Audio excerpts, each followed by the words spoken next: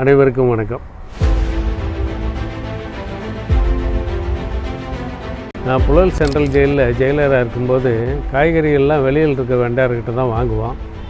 அப்படி ஒரு நாள் வந்த காய்கறிகள்லாம் செக் பண்ணதை பார்த்தா அன்றைக்கி வியாழக்கிழமை கீரை சாம்பார். அந்த கீரைகள்லாம் குவாலிட்டி சரியாக இல்லை. ஆனால் ரேட்டை பார்த்தா ஒரு கிலோ 120 ரூபா 150 ரூபான்னு போட்டுருந்துச்சு. உடனே அவருக்கு கால் பண்ணேன், என்னங்க ரேட்டெல்லாம் நல்ல ரேட்டு போட்டிருக்கு, நீங்கள் நல்ல குவாலிட்டியான பொருள் சப்ளை பண்ண வேண்டியதானேன்னு. அதுக்கு அவர், ஐயா கீரை கைதிகளுக்கு தானுங்க ஐயா, பரவாயில்லையா விடுங்க அப்படின்னு சொன்னார். அந்த அவர் பேசின வார்த்தையிலிருந்து அவருடைய மென்டாலிட்டி எனக்கு புரிஞ்சுக்கிடுச்சு. உடனே கால் கட் பண்ணிட்டேன். நான் சின்ன வயசில் எங்கள் அப்பாவோட தோட்டத்தில் வேலை செய்யும்போது அப்பா சொல்லுவார் அடிக்கடி, கீரை பயிரெலாம் 1 மாதம்ப்பா அப்படின்னு. அந்த நினைவு வந்துச்சு. உடனே ஒரு வார்டரை கூப்பிட்டு ரெட் ஹில்ஸ் போய் கொஞ்சம் கீரை விதை வாங்கிட்டு வாப்பா அப்படின்னு சொன்னேன். ஏற்கனவே அவைலபிளாக இருக்கக்கூடிய மண்வெட்டி பிக்காக்ஸ் எல்லாம் வச்சு ஜெயிலில் காலியாக இருக்கிற ஒரு இடத்த தயார்படுத்தணும். விவசாய வேலையில் இன்ட்ரெஸ்ட் இருக்க ஒரு 5-6 கைதியை கூப்பிட்டு மண்ணை கொத்தி இந்த கீரை விதையெல்லாம் வச்சுட்டான்.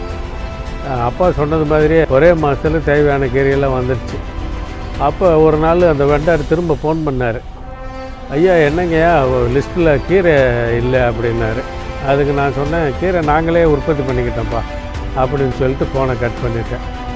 இந்த இன்ட்ரெஸ்ட்டில் என்ன ஆயிடுச்சு, இந்த விவசாய வேலையில் ஈடுபட்ட கைதிகளுக்கு உள்ள ஆர்வத்தில் மேற்கொண்டு தேவையான காய்கறிகள் விதைய இதெல்லாம் வாங்கி போட்டால் கிட்டத்தட்ட ஒரு 75% 3 ஜெயிலுக்கும் தேவையான காய்கறிகள்லாம் உற்பத்தி பண்ணிட்டோம்.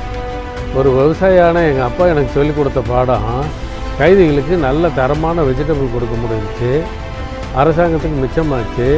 இந்த பொறுப்பு இல்லாமல் பேசினாரே வெண்டார், அவருக்கு சரியான பாடமாக அமைஞ்சது. எனக்கும் ஒரு நல்ல ரெக்கக்னேஷன் கிடைச்சது. நன்றி, வணக்கம்.